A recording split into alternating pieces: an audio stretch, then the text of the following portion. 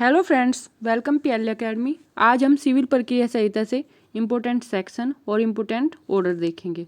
Civil प्रक्रिया संहिता 1908 1 जनवरी 1909 से लागू हुई है। कब लागू हुई है? 1 जनवरी 1909 को लागू हुई है। सीपीसी को 11 भागों में विभाजित किया गया है। इसमें कुल 158 धाराएं हैं और 51 आदेश दिया गया है। सीपीसी का हमारा मुख्य उद्देश्य क्या है? वादों का निपटारा किया जाना। नंबर 2, वादों एवं कार्यवाहियों का शीघ्र से शीघ्र निस्तारण किया जाना। नंबर 3, निर्धन वर्ग तक न्याय पहुंचाना। ठीक है, फिर आते हैं हमारी धारा 2। धारा 2 में डेफिनेशन क्लोज दिया गया है। क्या दिया गया है धारा 2 में? Definition close. फिर आती है हमारी धारा 6। धारा 6 में धन संबंधी अधिकारिता है। क्या दिया गया है? धन संबंधी अधिकारिता। इसका निर्धारण कौन करेगा? राज्य सरकार। धारा 7 में दिया गया है हमारा प्रांतीय लघुवाद न्यायालय। क्या दिया गया है धारा 7 में? प्रांतीय लघुवाद न्यायालय। धारा 9 में सिविल प्रकृति के वाद। क्या दिया गया है? धारा 9 में सिविल प्रकृति के वाद। धारा 10 वाद का रोक दिया जाना। क्या दिया गया है? धारा 10 में वाद का रोक दिया जाना। धारा 10 को हम किस नाम से जानते हैं? रेस सब जुडिस, विचाराधीन न्याय। किस नाम से जानते हैं धारा 10 को? विचाराधीन न्याय, रेस सब जुडिस। पूर्ण न्याय कहाँ दिया गया है हमारा? धारा 11 में। कहाँ दिया गया है पूर्ण न्याय? धारा 11 में।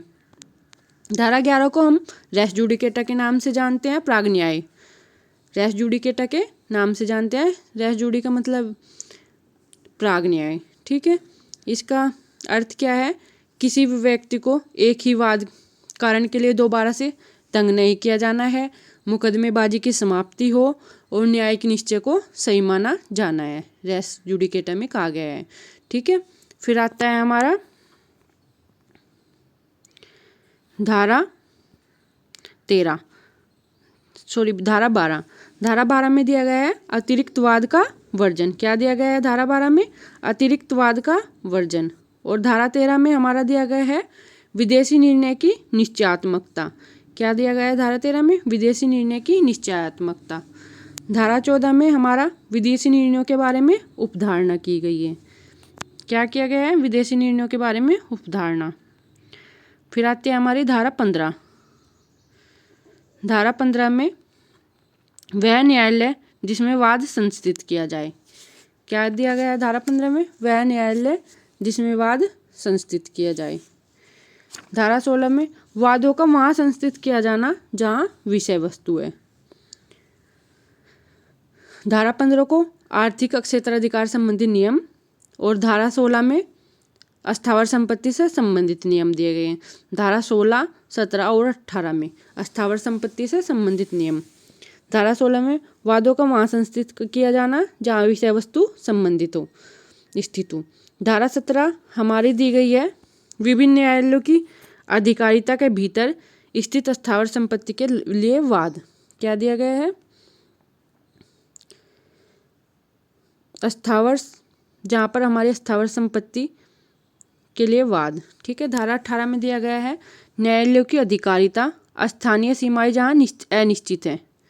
धारा 18 में जहाँ स्थानीय सीमाएं अनिश्चित है वहाँ वाद के संस्थित किए जाने का स्थान बताया गया है धारा 18 में।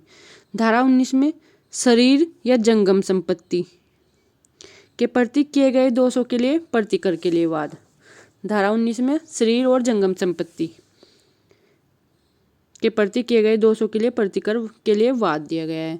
धारा 19 में अन्य वाद जहाँ वहाँ संस्थित किए जा सकेंगे जहाँ या तो प्रतिवादी निवास करता हो या फिर वाद हेतु पैदा हुआ हो। धारा 20 में जहाँ प्रतिवादी निवास करता हो या वाद हेतु पैदा हुआ हो वहाँ संस्थित किए जाएंगे। धारा 21 में हमारी न्यायालय की अधिकारिता के बारे में हस्तक्षेप से, न्यायालय के अधिकारी के बारे में हस्तक्षेप। फिर आती है हमारी धारा 24। धारा 24 हमारी वादों या अपीलों के अंतरण एवं प्रत्यावरण की शक्ति दी गई है। क्या दी गई है धारा 24 में? वादों या अपीलों के अंतरण या प्रत्यावरण की शक्ति दी गई है। धारा 25 में हमारी वादों आदि के अंतरण करने की उच्चतम न्यायालय की शक्ति है। 25 में हमारी उच्चतम न्यायालय की शक्ति है। धारा 26 हमारी वादों का संस्थित किया जाना। 26 में क्या दिया गया है? वादों का संस्थित किया जाना। धारा 27 में प्रतिवादियों को समन भेजा जाएगा। प्रतिवादियों को समन।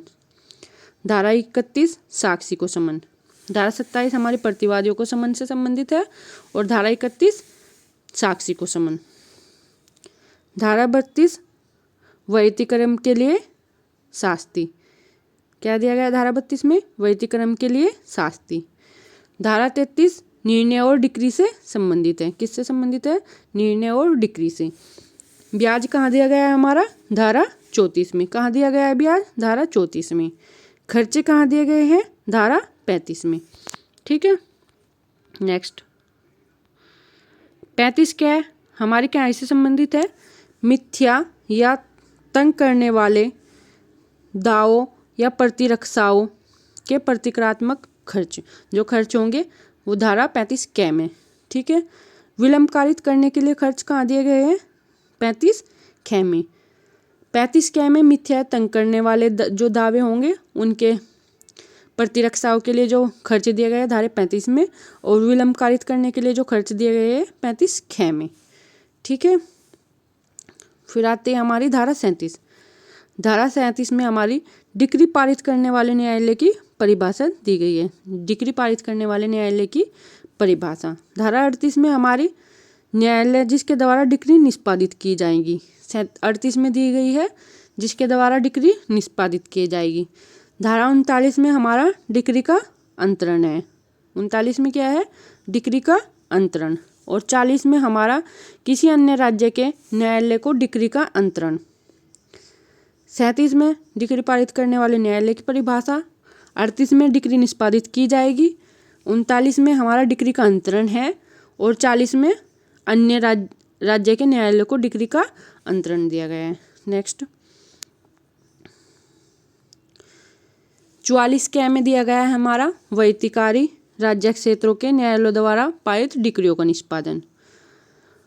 वैयक्तिकारी राज्य क्षेत्रों के न्यायालयों द्वारा डिक्रियों का निष्पादन 44 कै में।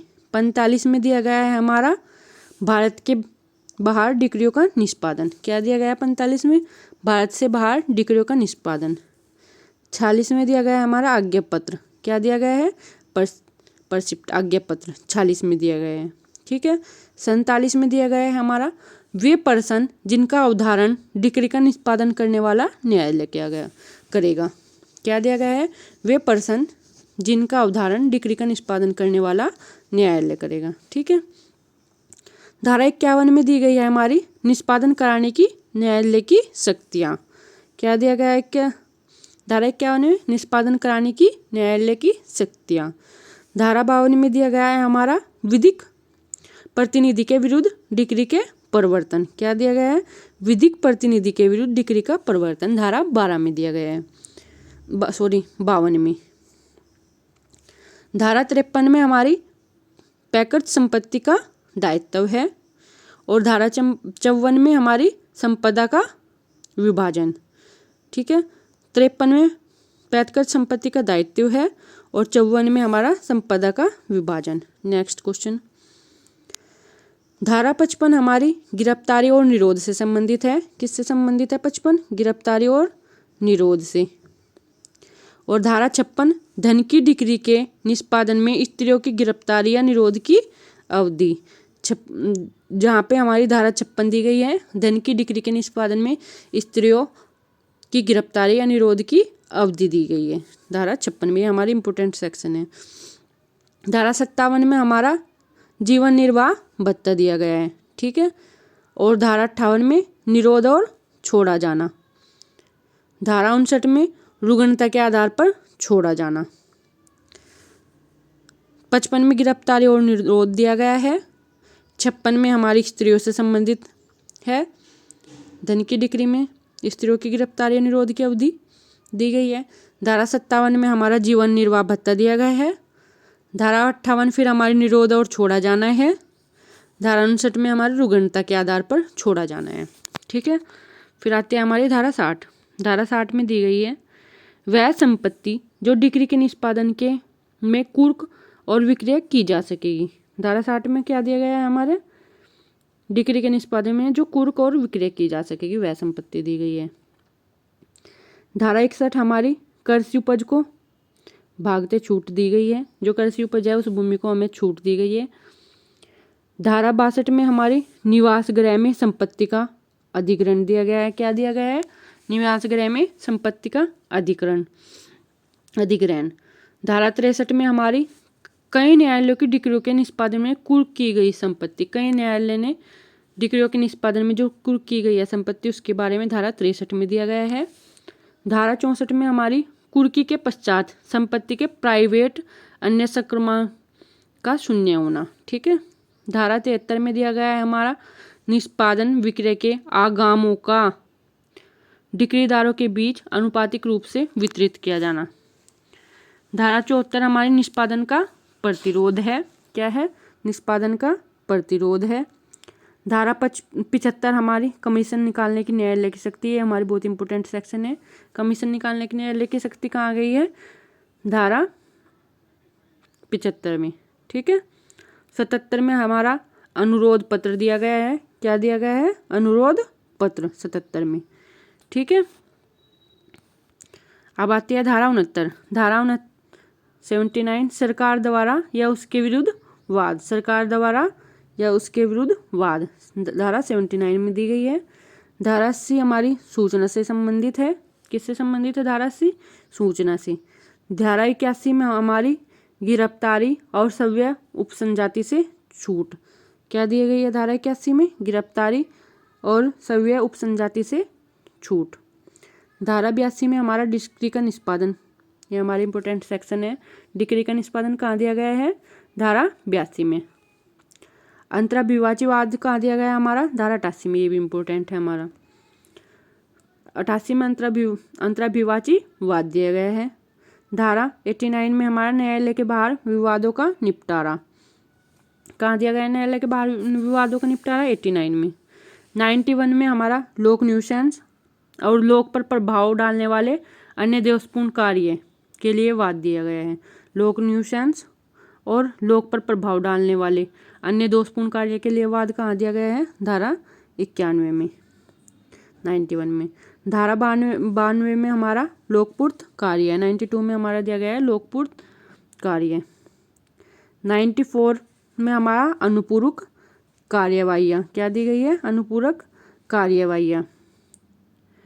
95 में दिया गया है हमारा पर्याप्त आधारों पर गिरफ्तारी, कुर्की या वयादेश प्राप्त करने के लिए प्रतिकर। क्या दिया गया है 95 में? पर्याप्त आधारों पर गिरफ्तारी, कुर्की या वयादेश प्राप्त करने के लिए प्रतिकर। धारा 96 में हमारी दी गई है मूल डिक्री की अपील। धारा 97 में दिया गया हमारा जहाँ प्रारंभिक डिक्री की अपील नहीं की गई है वहाँ अंतिम डिक्री की अपील, जहाँ प्रारंभिक डिक्री की अपील नहीं की गई है वहाँ अंतिम डिक्री की अपील कहाँ दी गई है? 97 में। धारा 99 में क्या दिया गया है? कोई भी डिक्री ऐसी गलती या अनियमितता के कारण जिसमें गुणागुण या अधिकारिता पर प्रभाव नहीं पड़ता उल्टी नहीं जाएगी। ऐसी कोई भी डिक्री जिसमें गलती अनियमितता के कारण जिसमें गुणागुण या अधिकारिता पर प्रभाव नहीं पड़ता वह उल्टी नहीं जाएगी। धारा 99 में दिया गया है। धारा 100 में दी गई है हमारी द्वितीय अपील। क्या दी गई है धारा 100 में? द्वितीय अपील। द्वितीय अपील कहाँ दी गई है? धारा 100 में। एकल न्यायालय के लिए के निर्णय और डिक्री की आगे की कोई अपील नहीं, कहाँ होगी वह? धारा 100 कै में। ठीक है। ठीक है। द्वितीय अपील विधि के सारवान प्रश्न पर होगी अन्यथा नहीं। द्वितीय अपील विधि के सारवान प्रश्न पर होगी अन्यथा नहीं है। कहाँ दिया गया है हमारा? धारा 101 में।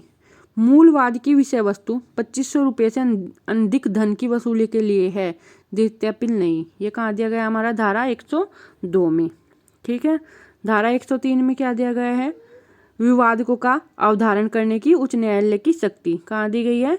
धारा 103 में। धारा 109 में हमारी उच्च न्यायालय में अपील है। क्या दिया गया है? उच्च न्यायालय में अपील। धारा 113 में उच्च न्यायालय के निर्देश है और धारा 114 में पूर्ण विलोकन है और 115 में हमारा पूर्ण निरीक्षण है। हम नेक्स्ट पार्ट में देखेंगे। Thank you. वीडियो पसंद आई हो लाइक शेयर सब्सक्राइब करना। Okay, thank you.